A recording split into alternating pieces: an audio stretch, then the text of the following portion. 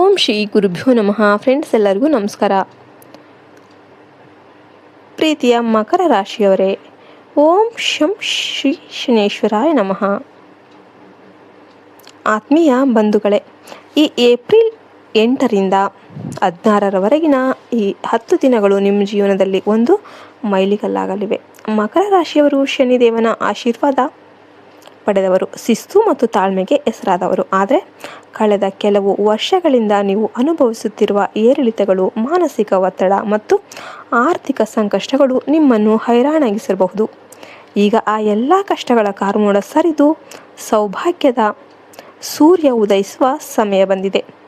33 ಕೋಟಿ ದೇವತೆಗಳ ದಿವ್ಯ ಸಂಕಲ್ಪದಂತೆ ಈ 10 ದಿನಗಳಲ್ಲಿ ನಿಮ್ಮ ಜೀವನದಲ್ಲಿ, ನಿಮ್ಮ ಬದುಕಲ್ಲಿ 7 ಮಹತ್ತರ ಬದಲಾವಣೆಗಳು ಸಂಭವಿಸಲಿವೆ. ನಿಮ್ಮ ಬದುಕಲ್ಲಿ ಬರಲಿರುವ ಮಹಾನ್ ಬದಲಾವಣೆ. ಮಕರ ರಾಶಿಯವರೇ, ನೀವು ಎಂದಿಗೂ ಶಾರ್ಟ್ಕಟ್ಟನ್ನು ನಂಬಿದವರಲ್ಲ. ನಿಮ್ಮ ಬೆವರಿನ ಹನಿಗಳಿಗೆ ಈಗ ಬೆಲೆ ಸಿಗುವ ಕಾಲ ಸನ್ನಿಹಿತವಾಗಿದೆ. ನಿಮ್ಮನ್ನು ಕಡೆಗಣಿಸಿದವರು, ನಿಮ್ಮ ಶ್ರಮವನ್ನು ಲೇವಡಿ ಮಾಡಿದವರು ಈಗ ನಿಮ್ಮ ಯಶಸ್ಸನ್ನು ಕಂಡು ಬೆರಗಾಗ್ತಾರೆ. ಈ 10 ದಿನಗಳಲ್ಲಿ ನಿಮ್ಮ 3 ಪ್ರಮುಖ ಕನಸುಗಳು ನನಸಾಗುವ ಹಾದಿಯಲ್ಲಿರುತ್ತೆ.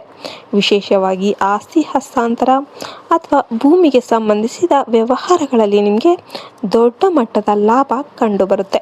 ಸಮಾಜದಲ್ಲಿ ನಿಮ್ಮ ಸ್ಥಿರತೆ ಮತ್ತು ಪ್ರಾಮಾಣಿಕತೆಗೆ ಈಗ ಗೌರವ ಸಿಗಲಿದೆ. ನೀವು ತಪ್ಪಿಸಲೇಬೇಕಾದ 3 ಮುಖ್ಯ ತಪ್ಪುಗಳು. ಅದೃಷ್ಟದ ಬಾಗಿಲು ತೆರಿತಾ ಇರಬೇಕಾದ್ರೆ ಈ ತಪ್ಪುಗಳಿಂದ ನೀವು ಆದಷ್ಟು ದೂರ ಇದ್ಬಿಡಿ. ಅತಿಯಾದ ಗಂಭೀರತೆ ಮತ್ತು ಮೌನ. ನೀವು ನಿಮ್ಮ ಕೆಲಸದಲ್ಲಿ ಎಷ್ಟು ಮಗ್ನರಾಗಿರ್ತೀರಾ ಅಂದರೆ ಕುಟುಂಬದವರನ್ನೇ ಮರ್ತ್ಬಿಡ್ತೀರಾ. ಈ 10 ದಿನಗಳಲ್ಲಿ ನಿಮ್ಮವರೊಂದಿಗೆ ಸಮಯ ಕಳೆಯಿರಿ. ಅತಿಯಾದ ಮೌನ ಸಂಬಂಧಗಳಲ್ಲಿ ಕಂದಕವನ್ನು ಉಂಟು ಮಾಡಬಹುದು. ಆದ್ದರಿಂದ ನಿಮ್ಮ ಭಾವನೆಗಳನ್ನು ಹಂಚಿಕೊಳ್ಳಿ. ಸಾಲದ ವ್ಯವಹಾರ. ಮಕರ ರಾಶಿಯವರು ಆರ್ಥಿಕವಾಗಿ ಬಹಳ ಲೆಕ್ಕಾಚಾರ ಇರುವವರು. ಆದರೆ ಈ ಅವಧಿಯಲ್ಲಿ ಯಾರಿಗೂ ದೊಡ್ಡ ಮೊತ್ತದ ಹಣವನ್ನು ಕೈಗಡವಾಗಿ ನೀಡಬೇಡಿ ಅಥವಾ ಯಾರೋ ಹೇಳಿದ ಮಾತು ಕೇಳಿ ತಿಳಿಯದ ಜಾಗದಲ್ಲಿ ಹೂಡಿಕೆ ಮಾಡಬೇಡಿ. ಶನಿದೇವನ ಪ್ರಭಾವದಿಂದಾಗಿ ಹೂಡಿಕೆಯಲ್ಲಿ ಎಚ್ಚರಿಕೆ ಅಗತ್ಯವಾಗಿರುತ್ತೆ. ಆರೋಗ್ಯದ ನಿರ್ಲಕ್ಷ್ಯ. ಕೆಲಸದ ಅಮಲಿನಲ್ಲಿ ಊಟ ಮತ್ತು ನಿದ್ದೆಯನ್ನು ಮರಿಬೇಡಿ. ಹಳೆಯ ಕಾಲು ನೋವು ಅಥವಾ ಬೆನ್ನು ನೋವು ಈ ಸಮಯದಲ್ಲಿ ಮರುಕಳಿಸಬಹುದು. ದೇಹಕ್ಕೆ ಅಗತ್ಯವಾದ ವಿಶ್ರಾಂತಿ ನೀಡೋದು ನಿಮ್ಮ ಪ್ರಗತಿಗೆ ಪೂರಕವಾಗಲಿದೆ. ಯಶಸ್ಸಿನ ಹೊಸ ಹಾದಿ. ಮಕರ ರಾಶಿಯವರಿಗೆ ಉದ್ಯೋಗದಲ್ಲಿ ಬಡ್ತಿ ಅಥವಾ ಅಧಿಕಾರ ಪ್ರಾಪ್ತಿಯಾಗುವ ಲಕ್ಷಣಗಳಿವೆ.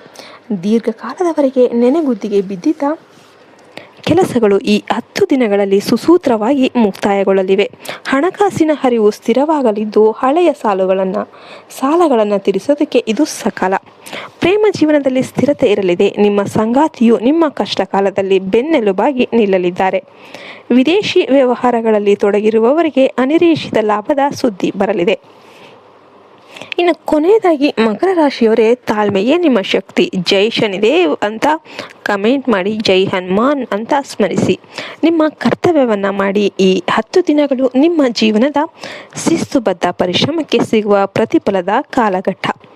ಕಷ್ಟದ ದಿನಗಳು ಎಲ್ಲ ಕಳೆದು ಹೋಗುತ್ತೆ. ಈಗ ಸುಖದ ದಿನಗಳನ್ನು ಬರಮಾಡಿಕೊಳ್ಳೋದಕ್ಕೆ ಸಿದ್ಧರಾಗಿ. ನಿಮ್ಮ ಮನೆಯಲ್ಲಿ ಶಾಂತಿ ಮತ್ತು ಸಮೃದ್ಧಿ ನೆಲೆಸಲಿದೆ. ಗಮನಿಸಿ, ನಿಮ್ಮ ಜನ್ಮ ಕುಂಡಲಿಯಲ್ಲಿನ ದಶಾಭುಕ್ತಿಗಳಿಗೆ ಅನುಗುಣವಾಗಿ ಫಲಿತಾಂಶಗಳಲ್ಲಿ ಬದಲಾವಣೆ ಅನ್ನೋದು ಉಂಟಾಗಬಹುದು. ನಂಬಿಕೆನೇ ನಿಮ್ಮ ಉದ್ಧಾರ. ಮಕರ ರಾಶಿಯವರೇ, ಈ ವಿಡಿಯೋ ಇಷ್ಟ ಆಯಿತು ಅಂದರೆ ವಿಡಿಯೋಗೆ ಲೈಕ್ ಕೊಟ್ಟು ಜೈ ಶ್ರೀರಾಮ್ ಅಂತ ಕಮೆಂಟ್ ಮಾಡೋದನ್ನು ಮರಿಬೇಡಿ.